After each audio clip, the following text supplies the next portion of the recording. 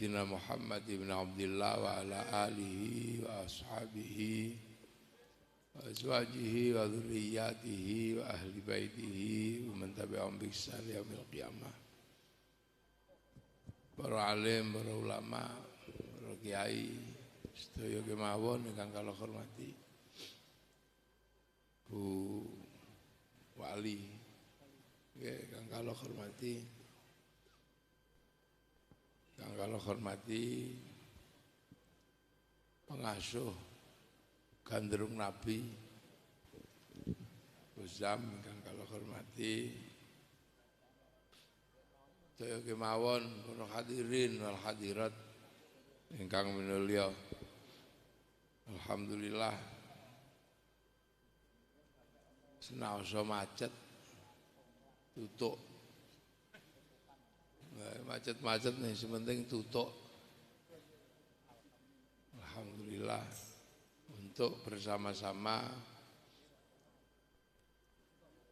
mengikuti hari santri. Hari di mana pada satu ketika ada santri-santri yang merelakan darahnya, merelakan nyawanya demi kemakmuran bangsa dan negaranya. Jadi sebenarnya hari santri itu adalah hari di mana kita peringati. Ini kan enak, duduk-duduk, sholawatan, ada snacknya. Tidak ada. Piye to? Salah. Wis tekone bengi salah. Ada snacknya enggak ada. Sendiri-sendiri. Jadi hari santri itu kita peringati seperti ini kan sebenarnya untuk mengingatkan bahwa ada satu ketika di mana para santri dan masyarakat itu menghadapi para penjajah yang menjajah Indonesia. Jadi kita ini memperingati sambil duduk kayak begini, sambil sholawatan. Tapi yang kita peringati itu adalah peristiwa perang. Jadi peristiwa perang dan matinya beneran. Jadi santri itu mati itu beneran, ditembak Belanda itu beneran. Makanya jangan main-main dengan peringatan hari santri itu. Kita peringati ini kan karnaval sifatnya, mengingat gitu. Tapi yang kita peringati itu ya di balik cerita hari santri itu adalah tentang kematian orang-orang yang seusia-usia sampean itu untuk mempertahankan kemerdekaan Indonesia. Yang menjadi sebab kenapa ada hari pahlawan. Jadi santri itu pernah mengeluarkan fatwa. Apa fatwanya? Adalah fatwa bahwa mempertahankan kemerdekaan Indonesia dengan perang itu dalam radius 90 km di daerah dari Surabaya itu hukumnya wajib. Yang artinya ya sampean bisa paham perang itu tuh guyon gitu. Jadi ketika maju ya mati kalau enggak hidup. Sementara itu diputuskan di tanggal 22 Oktober 45. Agustus, September, Oktober. Ketika Belanda datang bersama sekutu. Itu setelah Indonesia merdeka itu. Agustus, September, Oktober, 3 bulan. 3 bulan. Nah kenapa? Karena undang-undang, aturan internasional bahwa negara yang merdeka karena penjajahnya kalah perang itu harus diserahkan kepada penjajah yang sebelumnya. Jadi negara yang merdeka karena disebabkan penjajahnya itu kalah perang. Yang waktu itu karena Jepang kan kalah perang. Setelah dibom di Hiroshima dan Nagasaki. Artinya bahwa Indonesia merdeka itu karena Jepangnya ini kalah perang. Maka Indonesia harus diserahkan kepada Belanda lagi. Cuman ada yang salah. Itulah sebabnya makanya ketika tanggal 16 Agustus 45 bahwa Bung Karno berselisih dengan anak-anak muda. Karena menurut Bung Karno kemerdekaan akan dilaksanakan di tanggal 24 Agustus. Kalau sampai kemerdekaan itu dilaksanakan di tanggal 24 Agustus,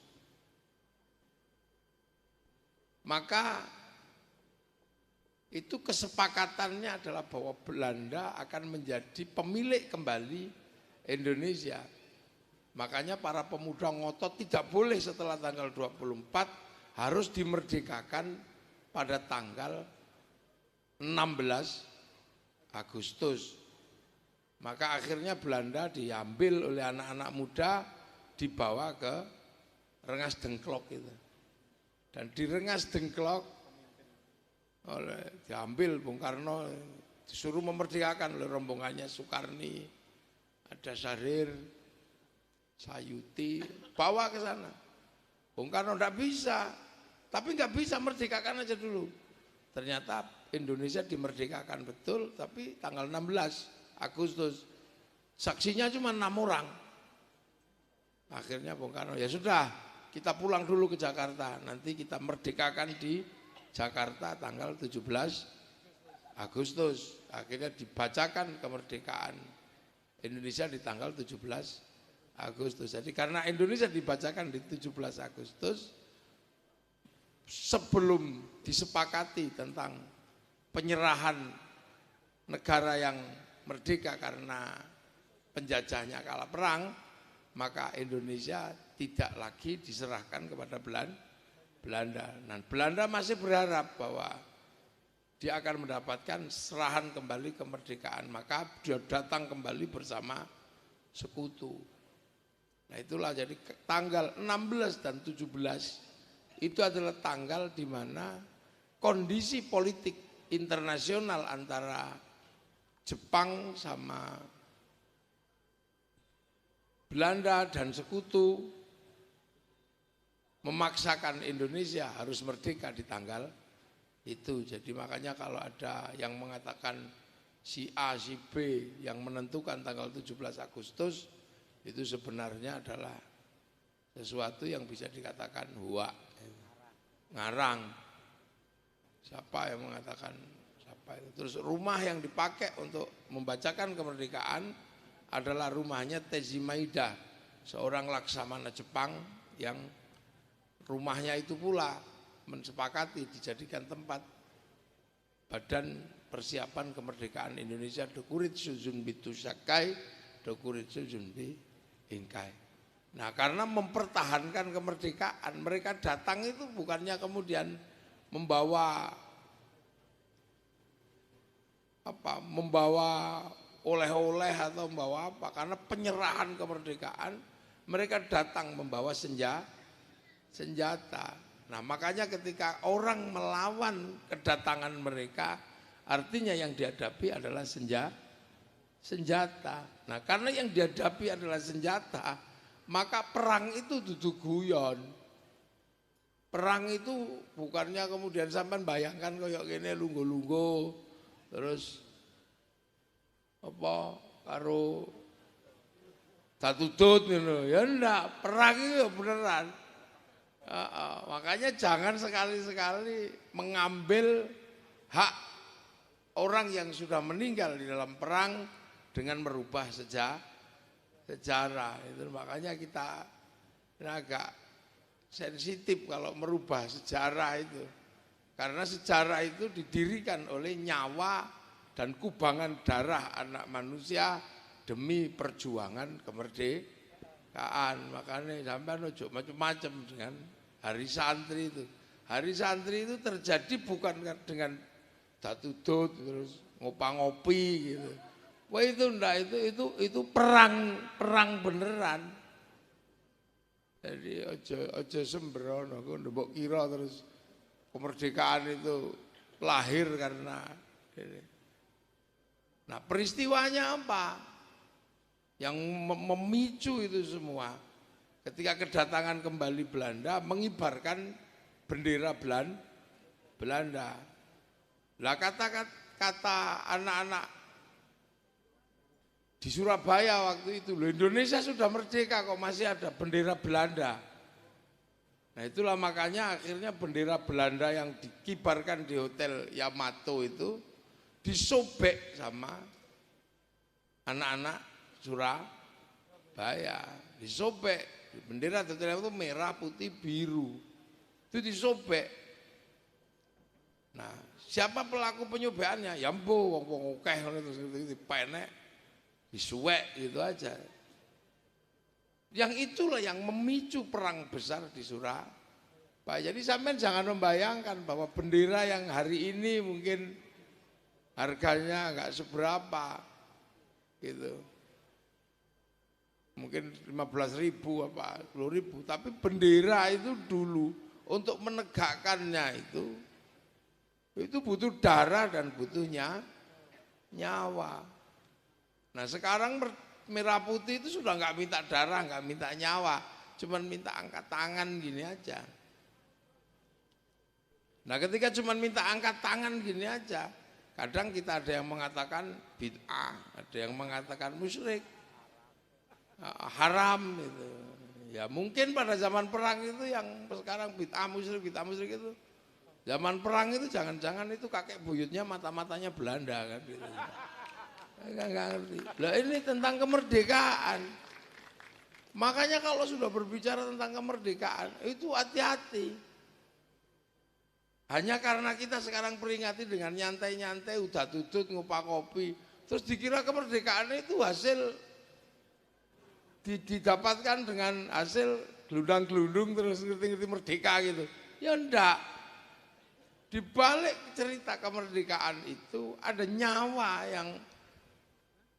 yang sangat banyak, yang bahkan tidak hanya terjadi ketika perang 10 November atau terjadi karena bendera semata.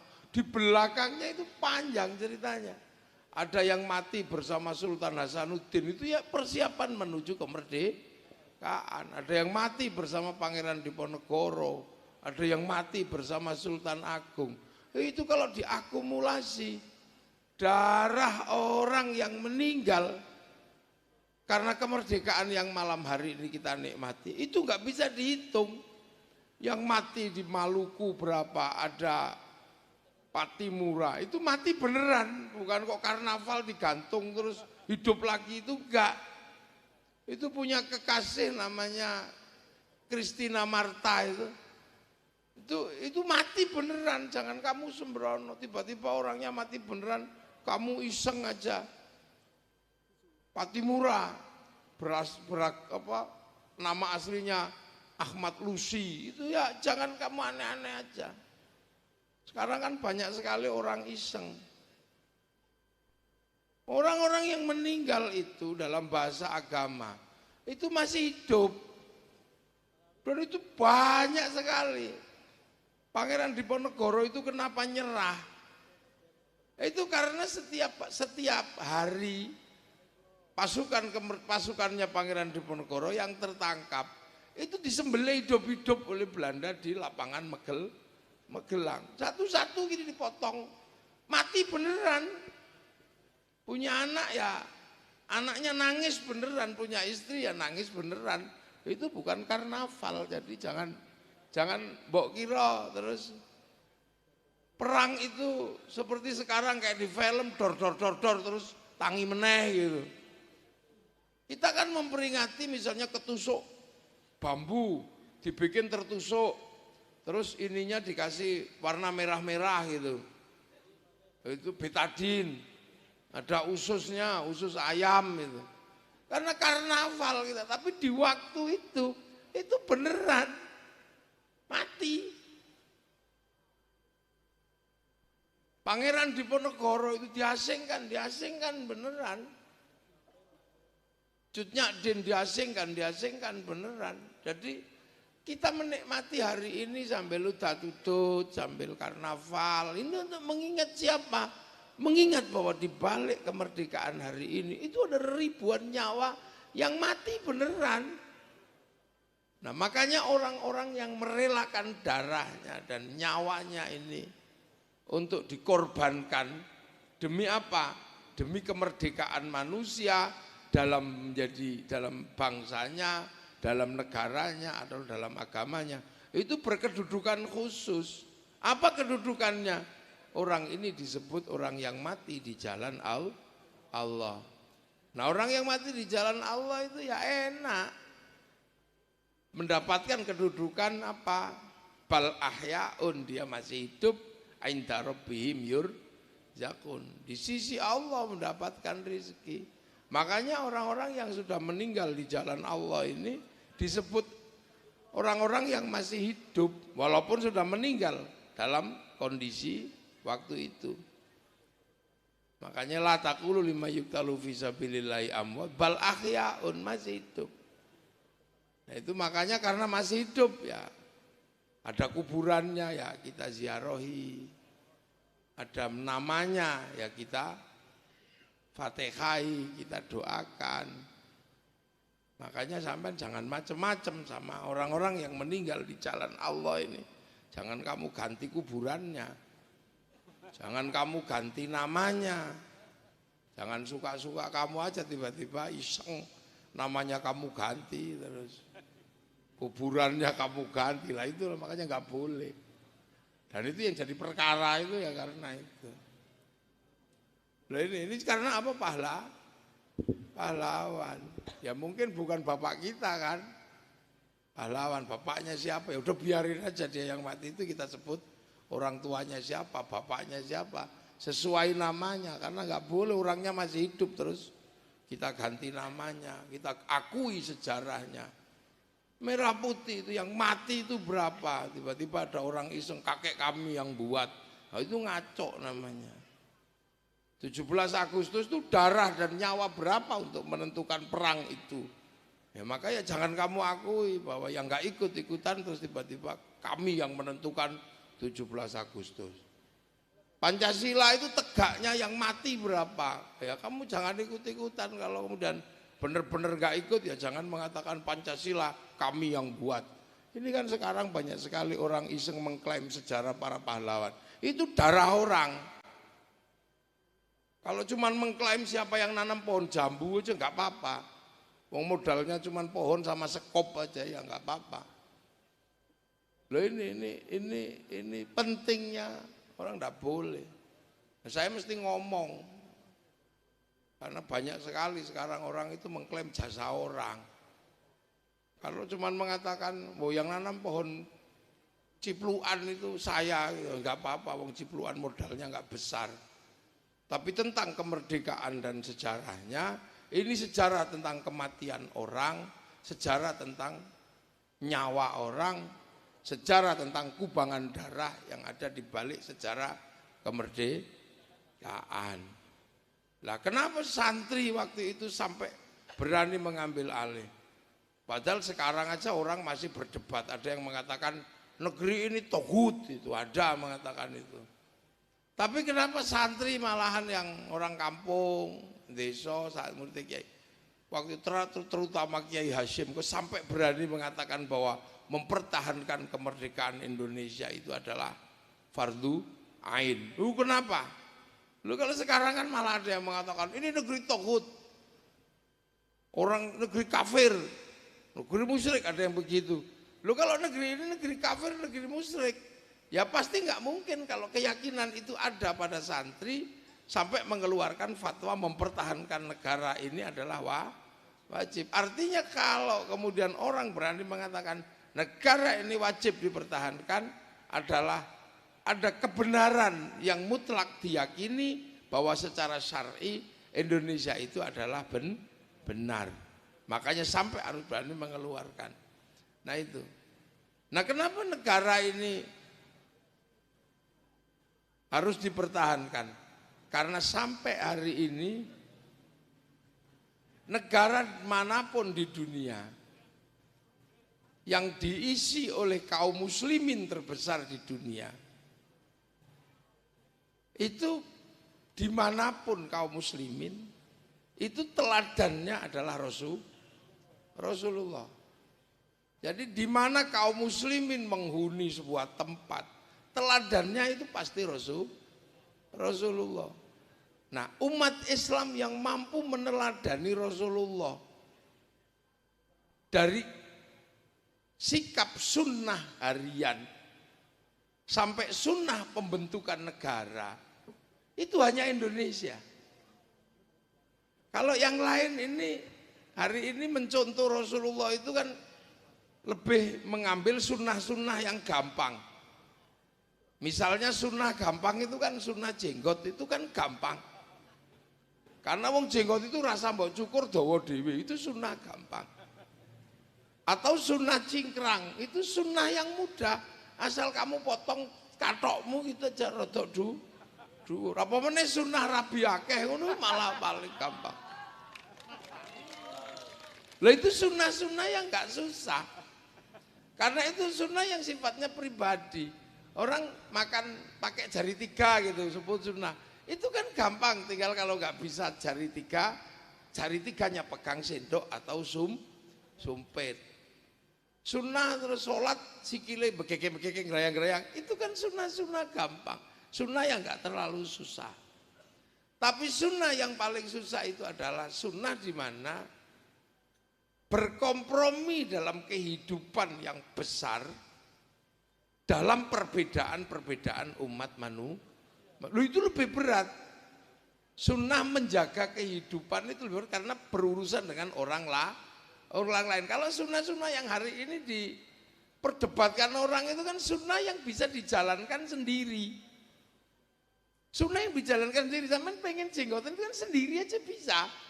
Sampean dawa dhewe ya wis orang masalah, sampean ijen jenggoten ya ora apa-apa.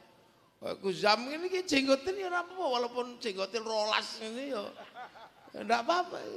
Ya oleh, itu kan sunnah yang bisa dijalankan secara pribadi. Ya makan 3 jari itu kan gampang. Cingkrang itu gampang. Apalagi takbir yang mau begini apa begini itu kan. Atau tahiyat yang gini-gini itu. Itu kan sunnah yang secara personal semua orang bisa melakukan, tinggal tuntunannya yang mau dipakai yang mana. Apalagi yang tadi saya sebut selalu mengatakan bahwa nikah lebih dari satu itu sunnah. Itu kan sunnah gampang. Apalagi mengatakan sunnah malam Jumat, itu kan sunnah yang enak itu. Nah sunnah yang berat itu adalah apa? Sunnah yang harus bersinggungan dengan orang lain, yang harus ketemu dan dikompromikan dengan orang lain. Seperti sunnah hiduplah kamu sebagai sama-sama para pemimpin yang hidup dengan perbedaan suku, bangsa, agama, tapi saling bertanggung jawab. Itu kan lebih mudah sampean, apa lebih susah? Nah, Indonesia sebagai sebuah negara yang perbedaannya paling banyak. Loh, Indonesia ini kan perbedaan apapun kan paling banyak. Perbedaan flora fauna paling banyak kan Indonesia. Orang Eropa itu paling kenal buah itu kan apel gitu. apel terus pir. Ndak kenal namanya kesemek itu ya. Duren, cipluan ndak kenal.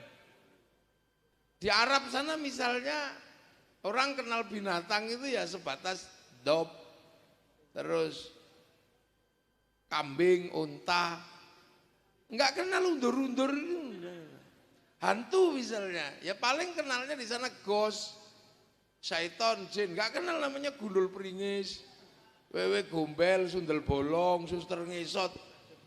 Nah di Indonesia itu yang paling susah itu kan umat Rasulullah mengkompromikan perbedaan yang banyak itu. Dan Indonesia berhasil sampai tingkat itu mencontoh Rasulullah. Buktinya apa?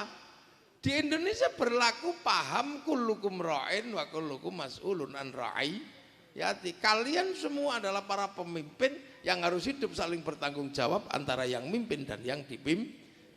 Nah, konsep itu namanya ra'iyah. Ra'iyah itu berlaku di Indonesia bisa diterapkan menjadi rakyat. Loh, rakyat itu konsepnya Rasulullah. Itu bukan konsepnya yang lain. Jadi rakyat itu berlaku di Indonesia, satu-satunya negara muslim yang menerapkan konsep ra'iyah menjadi rakyat dalam sebutan warganya hanya muslim Indonesia. Tidak ada yang lain.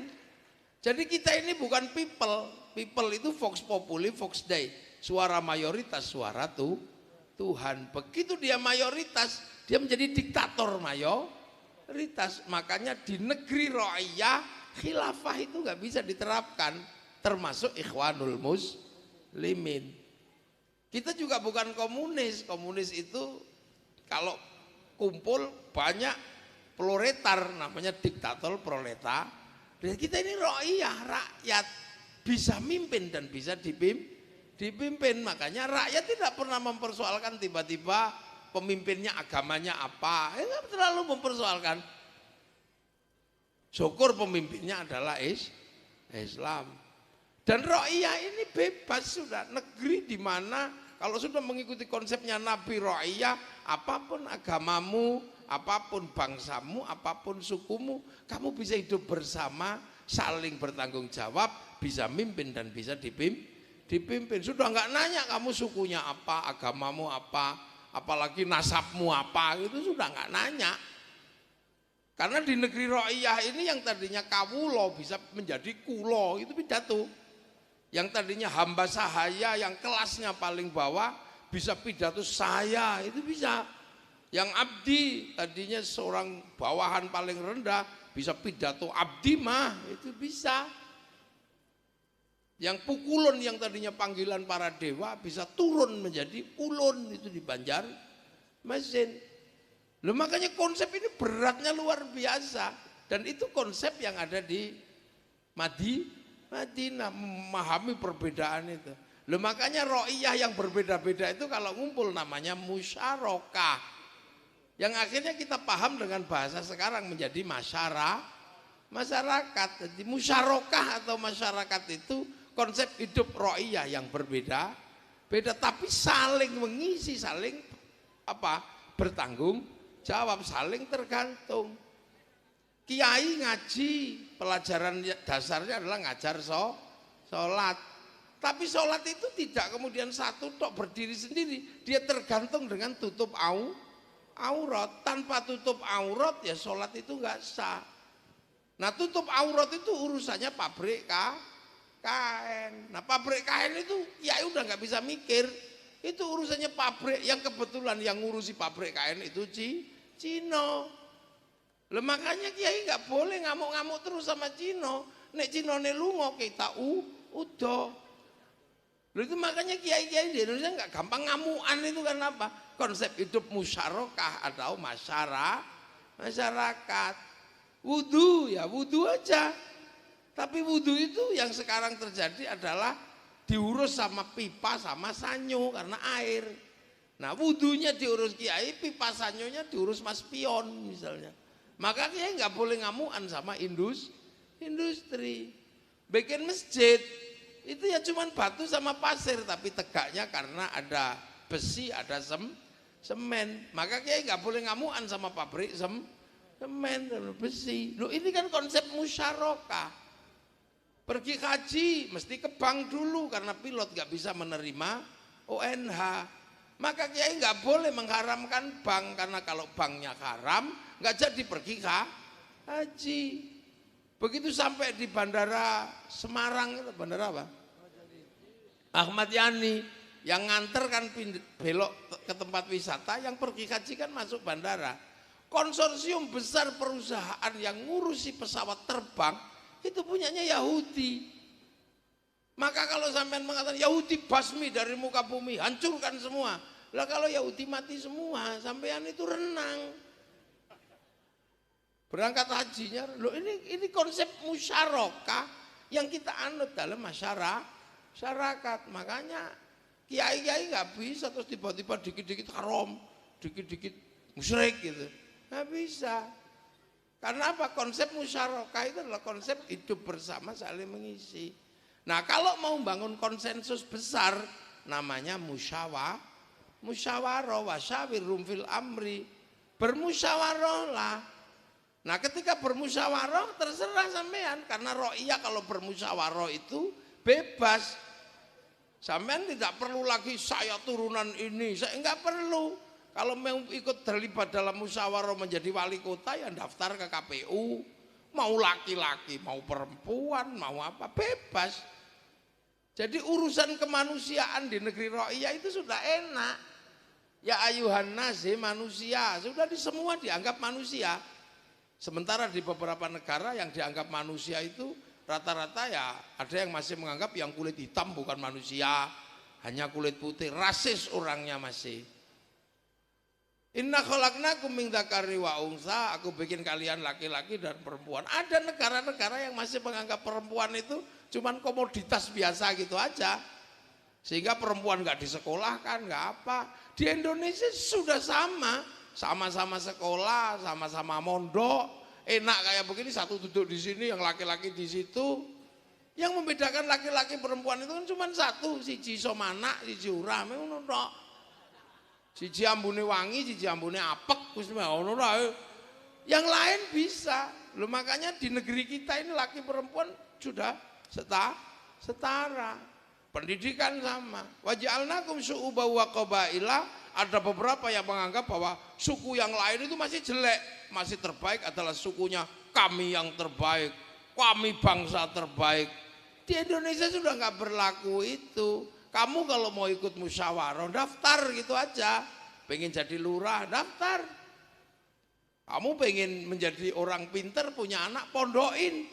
Anak bapaknya tukang sapu, anaknya mondok pinter jadi kiai. Nggak ada yang nanya kamu anaknya siapa, nggak ada yang nanya. Itu Indonesia karena konsep musyarakah dan musyawarahnya ini paralel. Jadi makanya nggak ada orang itu daftar aja, mau jadi presiden ya daftar gitu aja. Di Indonesia kamu daftar gitu aja mau jadi presiden. Setelah itu cari teman yang banyak, kalau nggak punya teman banyak ya beli gitu aja. Mau jadi DPR ya daftar, nggak ada yang nyalain nanti sampai itu. Pak Jokowi walaupun tukang mebel bisa jadi presiden. Pak Prabowo mantu presiden ya juga bisa jadi presiden. Gus Dur kiai bisa jadi presiden. Itu Indonesia jadi Indonesia itu terbuka ruang di mana seluruh rakyat atau rakyat itu punya akses yang sama untuk proses musyawarah. Tinggal daftar aja. Sekarang seperti pemilu, ada yang daftar jadi bupati, ada yang daftar jadi gubernur. Ya kedudukannya sama. Setelah itu cari teman yang banyak. Kalau nggak punya ya beli. Toh harganya di depan undang-undang itu sama. Kiai walaupun santrinya banyak, Gus Zam ini banyak ini pengikutnya gandrung Nabi. Tapi nanti kalau pemilu harganya sama-sama satu suara. Yang lesot di situ harganya satu, semua yang di panggung ini juga cuma satu. Tidak kok kemudian ketika keluar dari coblosan Gus Zam ini jarinya 5 biru semua, ya enggak, terbaca satu jendi etok, ini sama. Itu Indonesia. Nah yang menata konsep ini siapa dulu? Itu para wali. Nah, wali inilah kuncinya. Wali ini membawa Islam ke Indonesia. Kenapa Indonesia yang membawa Islam itu wali? Sementara yang ke Eropa itu panglima perang, yang ke Cina itu pedagang. Karena Islam karena Indonesia ini sebelumnya agamanya Hindu. Lah Hindu itu yang boleh ngomong agama itu Brahmana, kasta tertinggi. Brahmana itu kasta tertinggi, kastanya para pemegang kekuatan agama. Nah, petani, pedagang itu sudra nggak boleh ngomong agama. Makanya kalau ada yang mengatakan Islam disebarkan oleh saudagar, itu secara epistemologi pengetahuan itu bodoh, nggak pas. Nah, yang bisa ngimbangi Brahmana itu para wali. Nah, wali inilah yang akhirnya menanam Islam di Indonesia, karena Islam itu pertama datang sendiri Nabi, wakafa billahi syahida Muhammadur Rasulullah, Nabi sendirian. Baru waladina ma'ahu dapat pengikut, ribut sama orang kafir, asyidau alal kufar, terus rekonsiliasi, ruhama ubainahum, tarohum rukaan sujada, yabtaquna fadlan minallah, waridwanan simahum fi wujuhi minathari sujud. Terus ada digambarkan dzalika mathaluhum fit Taurat wa mathaluhum fil kazar'in. Islam itu digambarkan kemudian bergerak seperti tanaman, karena zar'in itu tanaman, maka ketika Islam ditanam menggunakan kalimat lir ilir tandur, bahasa sama bahasa. Nah, ditandur di sini kazar'in, akhirnya kayak sampean tadi ini, kayak sampean yang mestinya tilmidun muridun menjadi santri, saikhun ustadun menjadi kiai mau ditanam di sini. Makanya kiai itu bukan bahasa Arab. Makanya kalau ngumpul tidak bisa dijamakkan kuyaha, itu nggak bisa. Anaknya Gus itu bukan bahasa Arab, terus gawakes itu ya nggak bisa dijamakkan begitu. Nah, itu para wali yang nanam ini, wali yang mengatur bagaimana hidup bersama, sholat jadi sembahyang, musola langgar. Nah, itu para wali. Nah, wali itu tadilah yang menata orang beragama berbeda-beda tapi tetap bisa satu. Yang nata itu wali. Maka tempatnya kaum muslimin, tempat ini dikenal dengan istilah wilayah. Apa artinya wilayah? Daerahnya para wali, al-wali al-wilayah. Nah, wilayah itulah makanya orang yang mengaku Indonesia itu harus paham tentang wilayah. Nah, wali itu yang akhirnya punya wilayah. Nah, wilayah inilah yang akhirnya jadi NKRI, Negara Kesatuan Republik Indo. Berbeda suku, bangsa, agama hidup dalam satu negara. Nah, itu bedanya. Kenapa Arab itu satu bangsa pecah puluhan negara? Karena kesukuannya tinggi, perasaan menjadi manusia nomor satu tinggi. Dia nggak bisa hidup dalam konsep ro'iyah. Maka Saudi menjadi kerajaan. Kenapa Cina ini bisa pecah menjadi puluhan negara, Afrika jadi puluhan negara, tapi kita puluhan suku, bangsa dan agama mampu bersatu dalam satu negara kesatuan Republik Indonesia.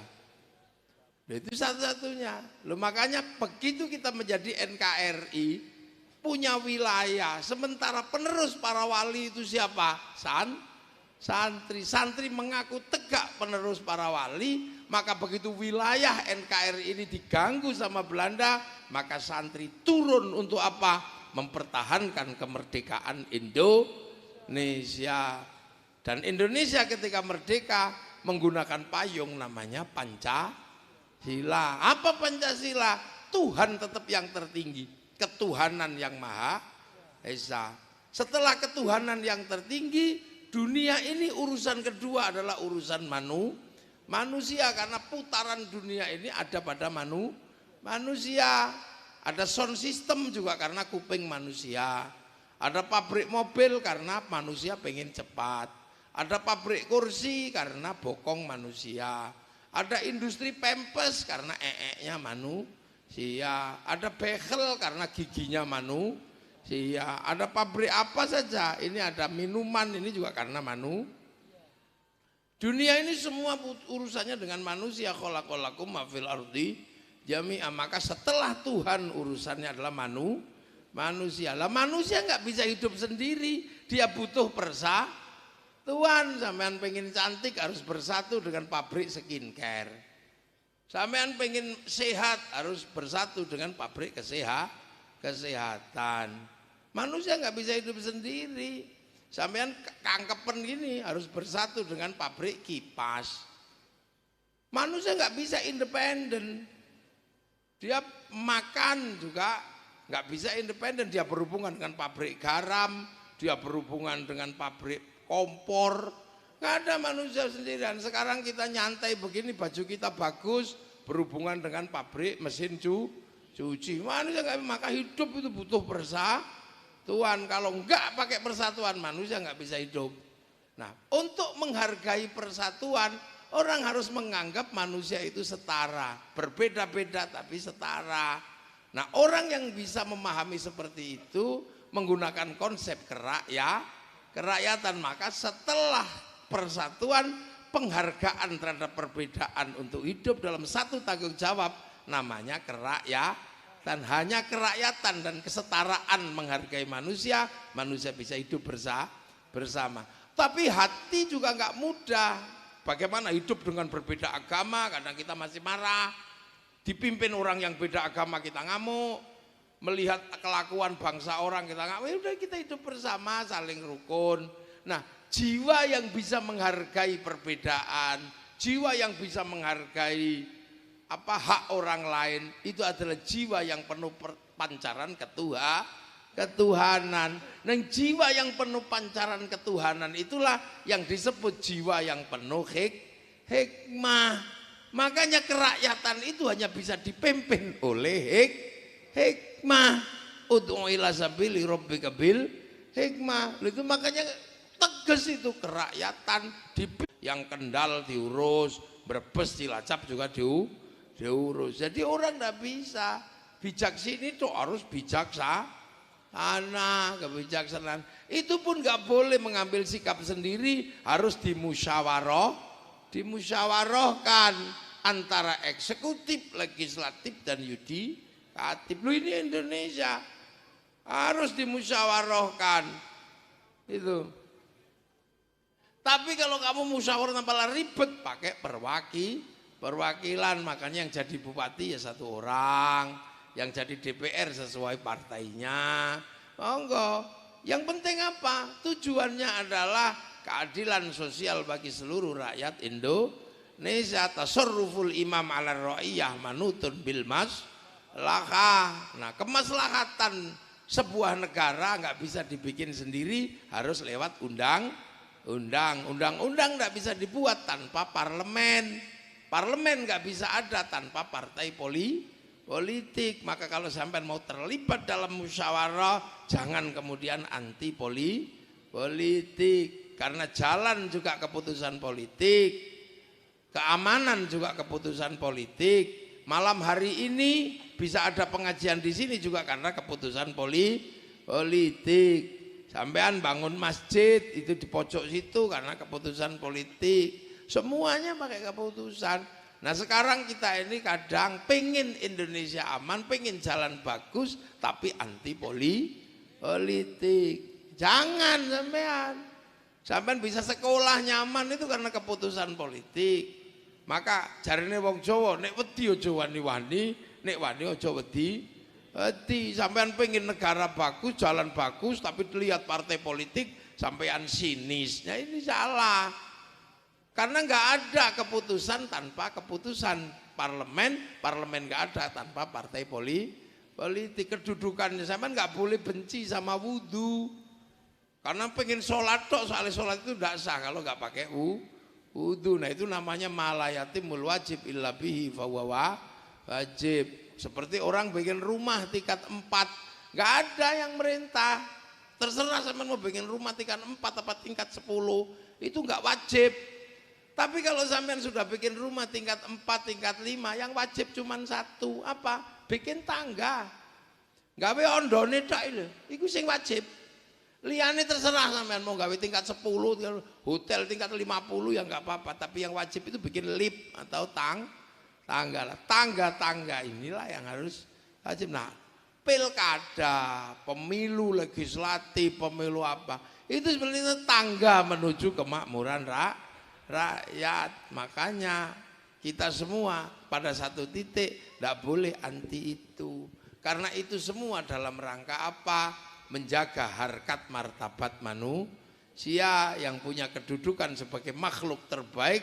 Laqad khalaqnal insana fi ahsani taqwim. Ini harus dijaga. Nah, cara menjaganya Allah menurunkan agama. Kalau enggak sumarodatnau asfala safilin, maka diturunkan agama. Apa agama? Amanu wa amilus sholihat. Maka manusia yang baik, agama yang baik harus dijaga. Siapa yang jaga?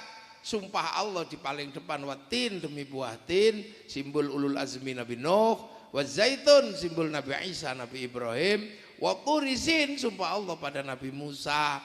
Nah, pada Nabi Muhammad apa? Wa hadzal baladil amin, dan sudah berbicara tentang keamanan bangsa dan negara. Makanya keamanan bangsa dan negara atau baladil amin harus terjadi untuk jaga manusia yang baik, jaga agama yang baik. Jadi laqad khalaqnal insana fi ahsani taqwim, terjaga, aman wa amilus sholihat terjaga, manusia yang baik terjaga, agama yang baik terjaga. Tapi dua-duanya rusak kalau tidak ada baladil amin, nggak ada keamanan bangsa dan negara. Nah, sampean kalau mau terlibat dalam ngurus keamanan bangsa dan negara, ya jadilah bupati, jadilah DPR, jadilah polisi, jadilah TNI.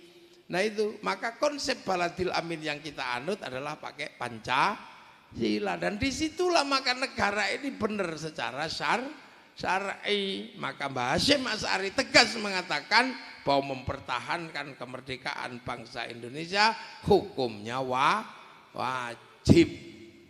Itu. Yang itulah yang akhirnya kemudian menghasilkan ribuan nyawa mengorbankan dirinya untuk Indonesia. Nah, malam hari ini kita peringati dengan udat-udut, bawa spanduk. Lah itu, oh itu gendera-gendera gandrung Nabi. Mestinya kongkonen nggawa gendera Indonesia barang, Gus. Ngono iku aja kok gendera personal lho. Rupane kiai ini dewi-dewi ngono iku ya aja. Ngono, gono gendera merah putih sing gedhe ngono. Ora kaya iku genderane sapa ta ra ketok. Wong rupane sampean yo elek ngono. Tapi keren lho Indonesia nih. Tunggone Gus Zam sing elek pesek ngono ya rukun kok ngene. Saking gampange wong Indonesia, saking indahnya. Lah dadi mulana aja kok ini tidak bisa. Ra'iyah itu sekarang berlaku menjadi konsep di mana orang bisa berbeda suku, bangsa, agama, hidup rukun dalam satu negara kesatuan Republik Indonesia. Dan itu tercatat gitu loh. Resolusi jihad santri tercatat, tanggalnya ada, notulensinya ada, daftarnya ada. Makanya ketika negara memberikan hari santri itu diverifikasi nggak main-main. Diverifikasi nggak main-main, catatannya di mana, dokumennya apa, ininya apa. Loh, jadi jangan kamu kira terus hari santri itu diberikan nyoh itu karena kita yang ngamuk, woi tolong berikan, enggak bisa. Mau ngotot kayak apa kalau nggak ada datanya, ya nggak bisa menjadi hari pahlawan. Jangan kemudian sekarang ini data nggak ada, ngotot, ya nggak bisa. Sekarang kan banyak, ketika orang ditanya datanya mana, wadah pokoknya, lah mana buktikan, ngotot. Hari santri itu rapat berbulan-bulan, dokumennya mana, tulisannya mana, berita korannya mana. Jadi kebenaran itu harus dibuktikan sesuai data empiris, data yang nyata.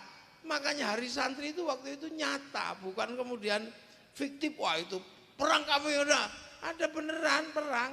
Kiai Hasyim Asy'ari yang mengeluarkan resolusi jihad, tanda tangannya ada. Nah sekarang orang itu iseng bikin cerita-cerita yang nggak ada dasarnya, terus minta diakui menjadi kebenaran bersama. Ketika ada orang nggak percaya ngamuk, ini nggak boleh. Itu santri nggak begitu. Makanya santri ini harus rasional isi kepalanya. Karena apa? Tanggung jawab ke depan itu berat.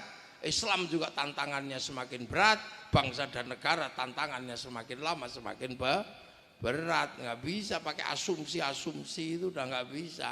Harus berdiri tegak dengan data-data besar yang dibuktikan oleh data-data peradaban. Jadi Hari Santri bukan pemberian siapa-siapa, tapi karena santri terbukti secara nyata melibatkan diri dalam sejarah perjuangan kemerdekaan Indonesia. Assalamualaikum warahmatullahi wabarakatuh.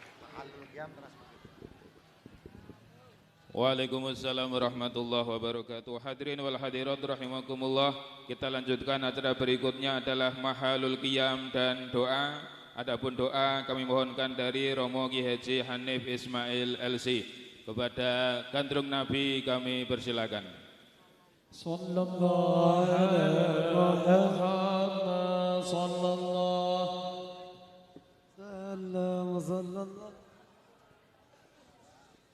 sallallahu alaihi wasallam sallallahu alaihi Muhammad sallallahu alaihi wasallam sallallahu